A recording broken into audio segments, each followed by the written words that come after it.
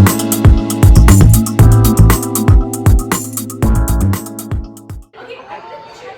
I'm Natsuyo from Breakthrough Speaking, and I'm so excited to have Josephine Lee here, as she's the third place winner of the World Championship of Public Speaking 2016. Welcome. Welcome to New York. Thank you. I love it here. Yeah, you flew all the way from California. Yes. How do you like it here? I love it. It's so different from California. It's such a different energy and vibe, and it's incredible. And I feed off other people's energy, and I love how many people there are, and I feel just like so energized in the city. Yeah, well, that's what I love about New York. I came here in 1995, but I just can't leave because of the dynamics. It's wonderful. I truly love it here. Yeah. So you won the third place in the World Championship last year, and it's been almost 1 year, right? Yes, it has been. So In how August. has this year been for you? It has been a complete whirlwind for me, and it was really encouraging and shocking to have all these invitations from international districts, and I really got to find how strong this culture is. So I always thought that Toastmasters in my district are like the nicest people in the world, and I thought that was unique to our district. But no matter where I go in the world, it's so true with anywhere. So that just speaks to how strong the culture is. Wow. That this is just a very encouraging and supportive environment. Yeah. Because it's the type of thing that we're facing our greatest fears, right? Right. So you have to be Exactly. supportive and encouraging. Yeah. So. Yeah, and what I noticed about public speaking is when you come up with a speech, when you're developing your speech, you really have to think deeper into yourself, and it's like self-reflection. So I think Toastmasters has a bunch of people who take care of themselves, and they think deeply about yourself and care for other people. That's so true, and I think the number one thing in giving a speech is that you have to be vulnerable. Yeah.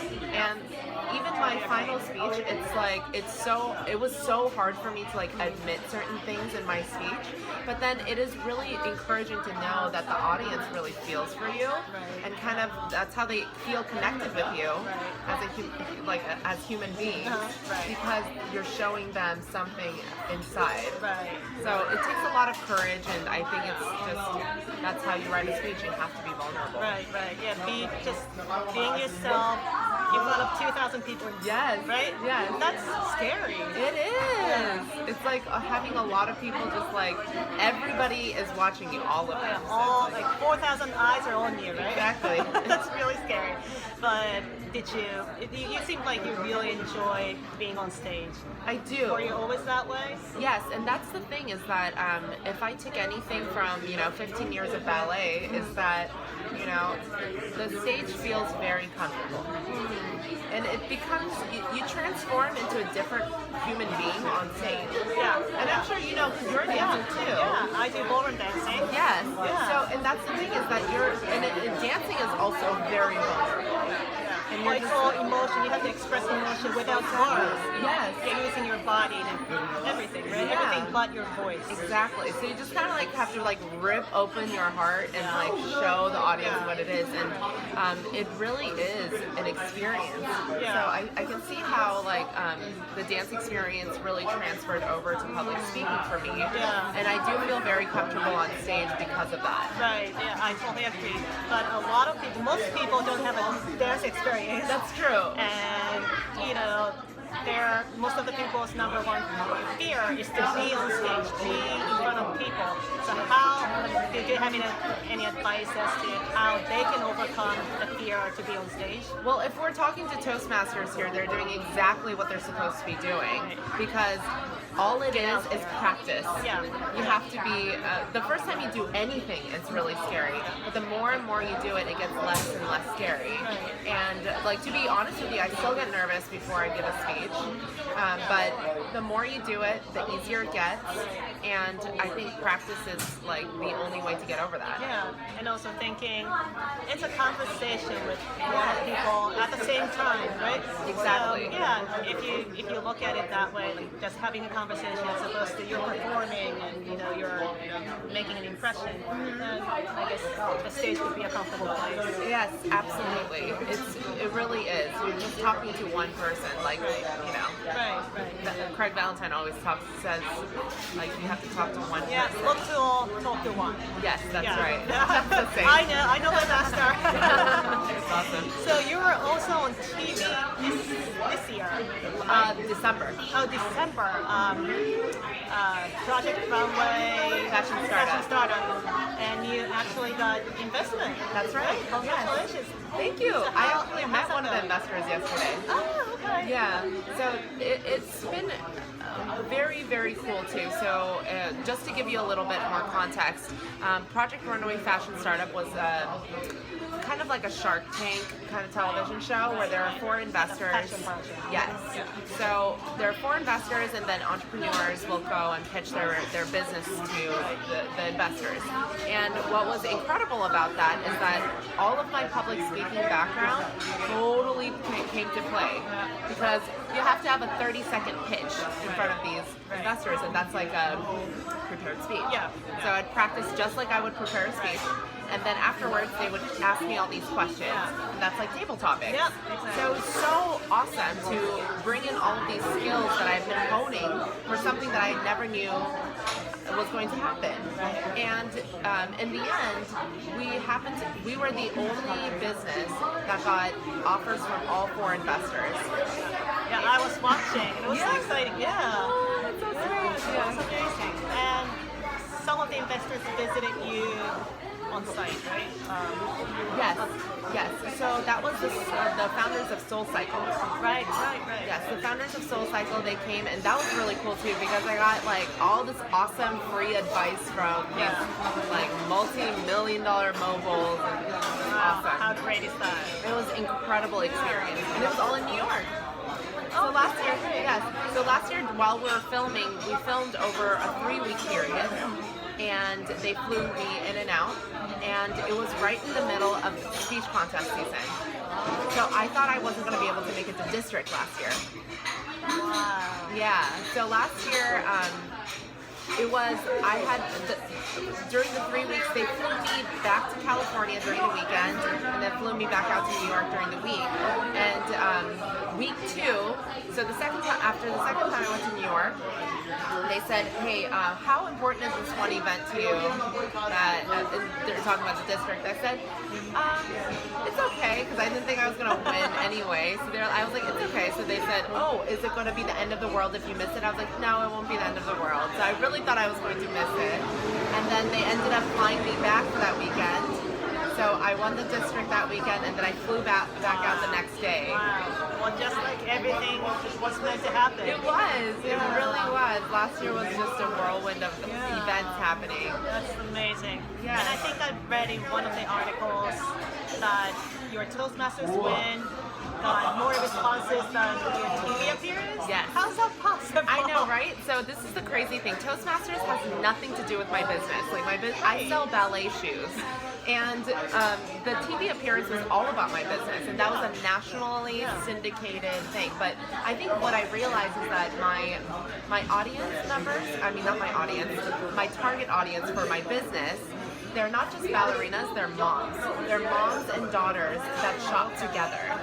And what a lot of moms saw in me is that when I was pursuing public speaking, when I was traveling to different places and I'm giving inspirational speeches, they felt like I would be a good role model for their daughters. And I really think that had to do with it, because our sales after I won went up by 20% the next month. And then after the television show, it went up about 5%.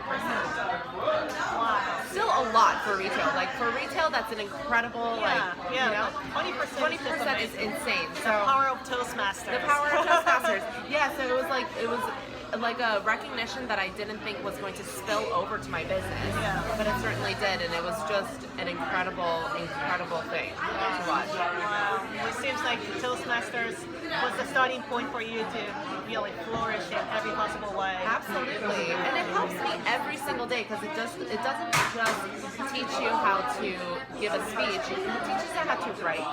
It teaches you how to connect with people on an interpersonal level. It teaches you how to speak on camera. It teaches you so many different skills that you need in business. Right. And it really is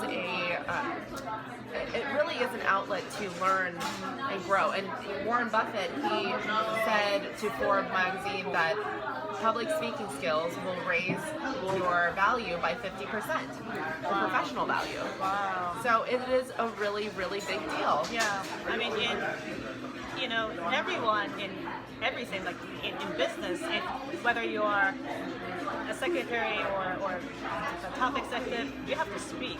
Absolutely. Right? So speaking skill is really important. It's not about the language itself. My background is Japanese. I came from Japan, and my English is not my native tongue. But I'm not talking about the language skill itself, but it's how to communicate and convey your message clearly and connect with the person you're talking to, just like you said. Absolutely. That's such an important skill. Really for every single person. Absolutely. Yeah. So your business is going well, and it seems like everything is going upwards. So what's next? So I still separate my speaking and my business. So I try to combine them as much as I can, but it's very, they are separate things. In terms of speaking, I am going to Taiwan next month. So and what was really cool is that usually speakers will get invited to give speeches during their conferences, but a lot of these districts are making events for us to go.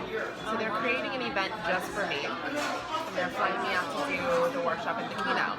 So I'm going to be doing that, and we are also working on a couple different things in terms of my business. We are looking into international business as well as expanding in the United States.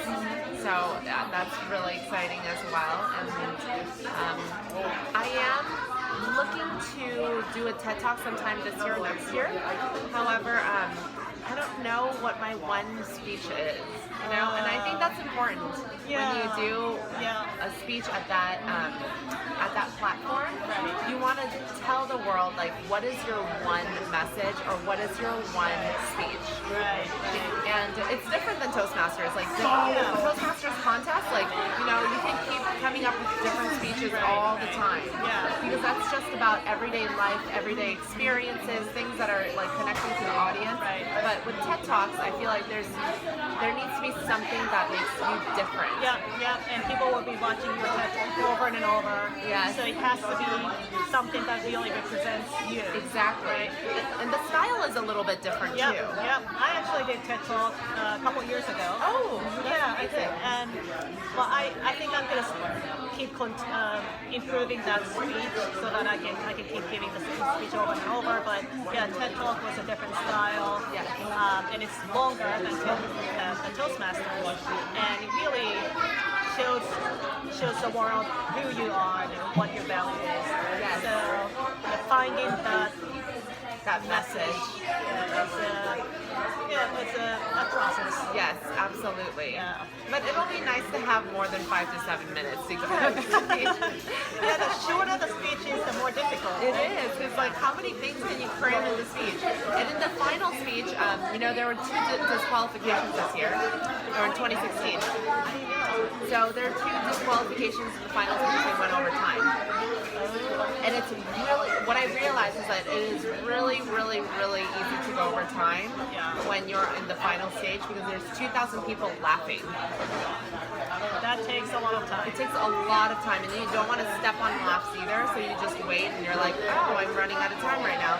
So my speech at the final cut, I landed when I was practicing away from the stage. I landed at 6 minutes and 20 seconds. At the final stage, I clocked in at 7 minutes and 25 seconds. Woo! So I was 5 seconds away from disqualification.